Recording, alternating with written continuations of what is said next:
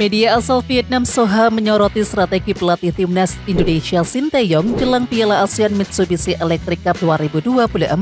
Menurut media Vietnam itu, Sinteyong sukses membuat pelatih timnas Vietnam Kim Sang-sik bingung karena belum tahu kekuatan skuad Garuda. Seperti yang diketahui, timnas Indonesia akan menurunkan tim U22 untuk turnamen yang dulunya disebut Piala AFF tersebut. Itu berarti STY akan membangun timnas Indonesia dengan komposisi yang jauh berbeda ketimbang tim senior yang ikut di kualifikasi Piala Dunia 2026 zona Asia.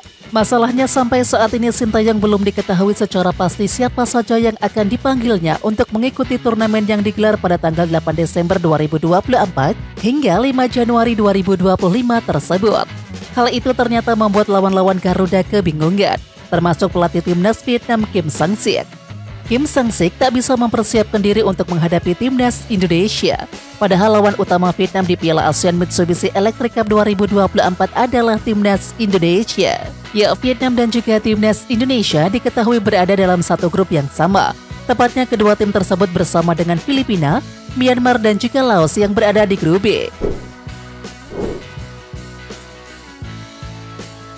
Lini depan timnas Indonesia belum maksimal menciptakan pundi-pundi gol dalam tiap laga. Ini sudah menjadi kritikan lama, namun masalahnya belum juga selesai. Pelatih timnas Indonesia Sinteyong pun akan bertindak usai laga kualifikasi Piala Dunia 2026 melawan Arab Saudi. Sementara itu, asisten pelatih Nova Arianto mengungkapkan bahwa perjuangan menuju Piala Dunia masih panjang, dengan banyak aspek permainan yang perlu diperbaiki, terutama dalam penyelesaian akhir. Nova Arianto menyoroti lemahnya penyelesaian akhir yang terlihat dari beberapa laga terakhir. Saat menghadapi Jepang, timnas Indonesia sebenarnya sempat memiliki peluang emas untuk unggul lebih dahulu. Finishing menjadi catatan besar kami, bukan hanya tugas striker saja. Sekali lagi, finishing jadi concern kami, karena striker yang ada masih belum bisa memanfaatkan peluang di depan gawang, kata Nova Arianto di kanal YouTube Liputan Edam. Di sisi lain, lini pertahanan timnas Indonesia tampil kokoh dalam menghadapi serangan Arab Saudi. Trio bek tengah Jay Itzels, Rizky Ridho dan juga Justin Hubner menunjukkan koordinasi yang solid didukung oleh performa konsisten Martin Pas di bawah Mister. Keseimbangan sektor belakang juga tidak lepas dari kontribusi sayap belakang Sandy Walsh dan juga Kevin Dix. Solidnya sektor belakang ini menjadi fondasi penting bagi Indonesia untuk melangkah lebih jauh di kualifikasi. Meskipun hasil melawan Arab Saudi menjadi angin segar, pelatih Sinteyong dan juga timnya tetap fokus melakukan evaluasi. Performa impresif Marcelino Ferdinand bersama dengan timnas Indonesia mendapatkan respon positif dari banyak pihak. Dan respon positif itu salah satunya datang dari pelatih Oxford United Des Buckingham yang terus memberikan komentar positif. Meskipun belum mendapatkan kesempatan untuk bermain, Marcelino Ferdinand telah 3 kali masuk dalam daftar pemain cadangan Oxford United di divisi Championship Inggris. Ya, Des Buckingham mengaku tidak sabar menantikan debut awal Marcelino. Namun saat ini ia masih harus bersabar untuk mendapatkan peluang di lapangan. Jika dia terus berkembang, saya yakin tak lama lagi dia akan membuat debut pertamanya di divisi Championship, ujar Buckingham dikutip dari Oxford Mail Minggu 24 November 2024. Sebelumnya, gelandang berusia 20 tahun tersebut hanya sekali tampil bersama Oxford United U21 dan juga berhasil menciptakan assist di kasta kedua Liga Inggris tersebut. Setelah melihat penampilan Marcelino Ferdinand saat menggasak Arab Saudi, pelatih Oxford memberikan sinyal untuk menurunkan sang pemain bersama Oxford United senior. Ya, Marcelino Ferdinand sebelumnya tampil gemilang saat Indonesia menang 2-0 atas The Green Falcon dalam lanjutan babak ketiga kualifikasi Piala Dunia 2026.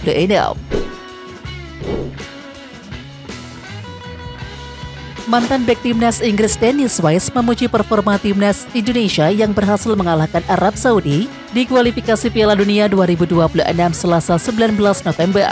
Dennis Wise yang meraih banyak sukses bersama klub Chelsea itu menyebut penampilan timnas Indonesia terus meningkat. Pengoleksi 21 caps dan juga 1 gol bersama timnas Inggris itu juga memuji banyak pemain muda yang bersinar bersama tim Garuda.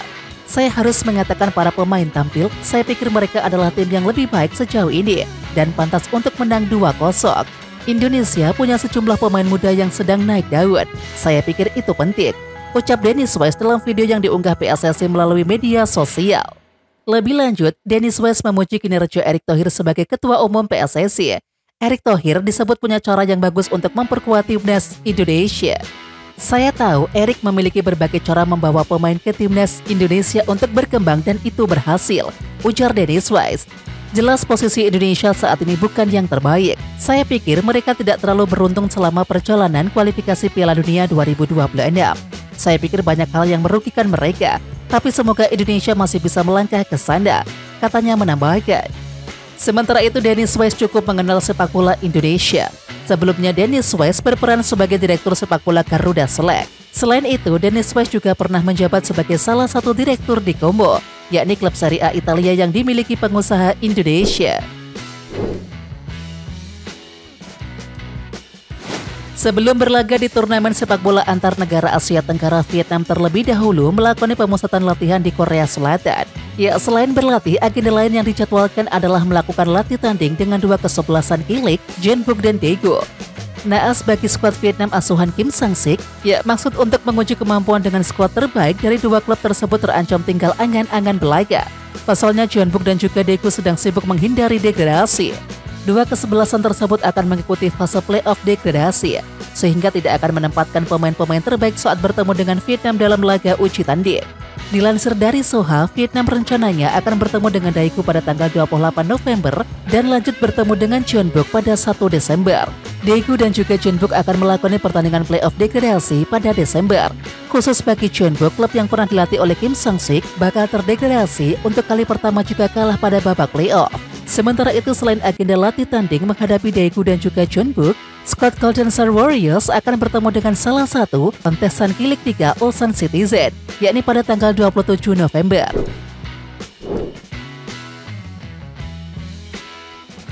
Ketua Umum PSSI Erick Thohir mengunggah foto bersama dengan sang istri serta kiper timnas Indonesia Martin Paes yang sedang berlibur di Bali bareng sang kekasih. Erick Thohir memamerkan sebuah foto ketika berada di Bali bersama Paes, penjaga gawang yang telah memperkuat Indonesia dalam 6 laga fase ketiga kualifikasi Piala Dunia 2026 itu sedang berlibur di Pulau Dewata. Saya dan istri bertemu dengan Ed Martin Paes yang sedang berlibur di Bali bersama kekasihnya Ed Lunabal. Senang mendengar cerita Martin yang melihat langsung berbagai budaya Indonesia di Bali, seperti tari kecak dan lainnya.